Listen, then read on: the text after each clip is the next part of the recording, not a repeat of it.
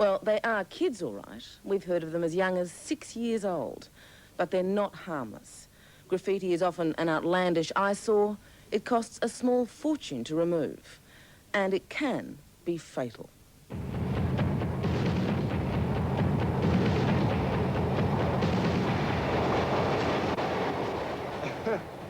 I don't know, it's like having sex for the first time all over again, you know, it's good.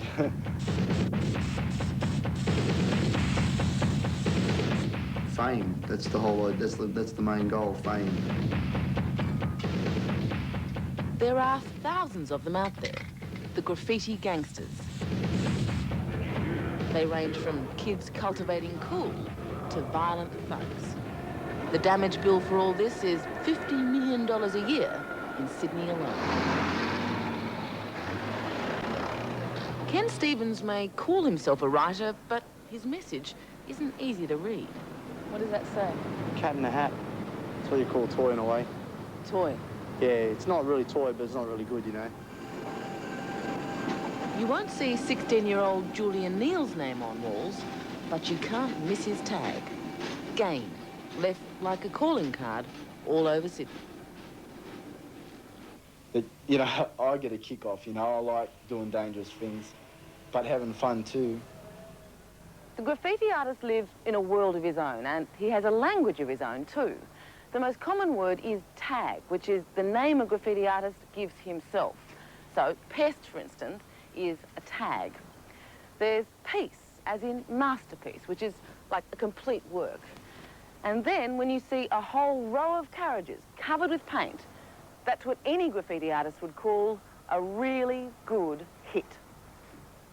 They photograph to show in their brag books, swap around their mates. In this war of the walls, Sergeant Tony Snow is fighting on the other side. He's with the Transit Police. Every piece of Sydney graffiti ends up in his files. Snowy not only knows how to make sense of the words, he also knows who's written them. Mad Train Vandals, VIA, Vandals in Art, DMC, Do More Crime. Can't say there's anything artistic about it anyway, really. Why are they doing it? They become famous. But why be famous for scribbling on walls?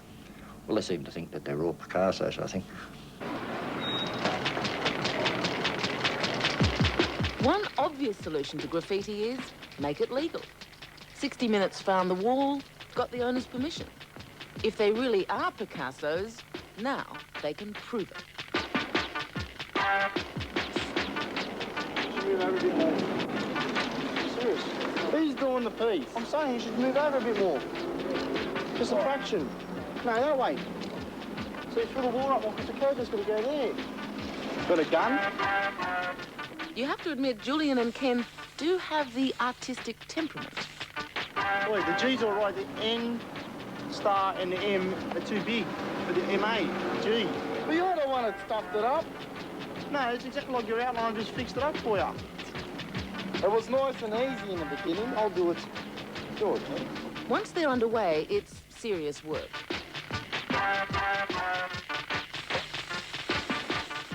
Ken's style is called public. You can actually read it. And Gane's, that's wild style. In other words, incomprehensible unless you're in the know.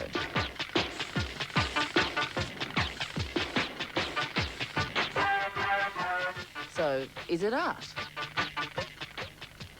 We asked Edmund Capon from the New South Wales Gallery. Yeah, I do like it. But that's not to say I want to buy that wall and put it in the gallery yet. But this art can carry a jail sentence. If you lock them up for that, think of the number of advertising agents you'd have to lock up as well. We've done worse things, do you think? A heap worse.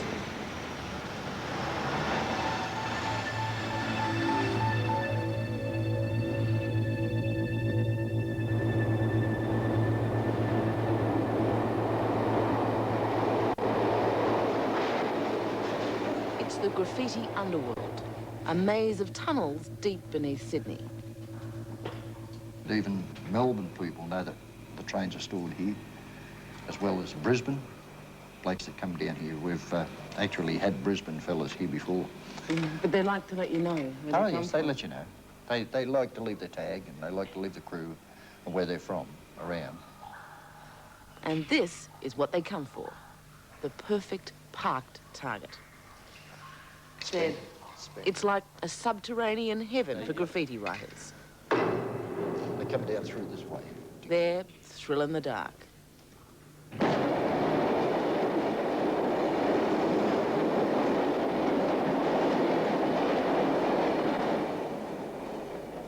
This is exactly what I was talking about. This is just what they do. Snowy's been patrolling down here for years, but he says the kids know the tunnels better than the railway workers and police. And they always manage to catch their train. This one I know. Who's that? I'll be having words to him, Beat and Lurk and Fairs. I know all these fellas. I'll start talking to them. So how many trains can they do in one day? Well, depends on how many's down here. They have been known to do 24 carriages in one night down in here. So that's inside and out.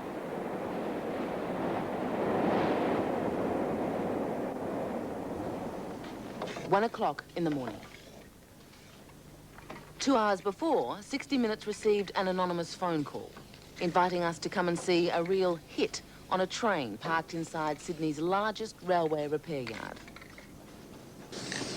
It takes these two vandals an hour to bomb this carriage. 6 people clattering around and camera lights blazing. But security and transit police never turn up. We're short of staff, very short of staff. So naturally, how can you patrol everywhere when you haven't got the manpower? I know the yard that you're talking about.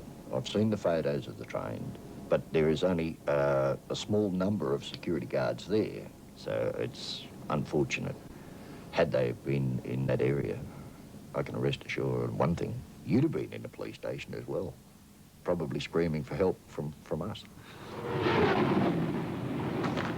This is Jamie Coble, 17 years old. He fell under a Melbourne train while hanging out. Jamie lost his legs, and he says all memory of what happened that night. My understanding of the situation where Jamie lost his legs, that it was... Peter Stevens is a Melbourne transit cop who insists he knows all too well what Jamie was doing when he fell. Doors are released and closed. The train's going flat out. Jamie's hanging on to heel for grim death. The pass a speed indicating sign which clipped him on the back of the legs, which in turn threw him off the train, and his legs fell across the track, severing both of them. Peter Stevens insists too there's evidence Jamie is still tagging moving trains. But Jamie's mother, Heather, won't believe it. Well, he promises me he hasn't done it. I query him every night. If you behaved yourself, if you've been hassled by the transit police, ask him every night he comes home. There are reports that Jamie is still doing it, though. In what way? Well, still tagging. No, I haven't been tagging. It says a lot about graffiti that Jamie is out of work, has lost his legs, but he's become a local hero.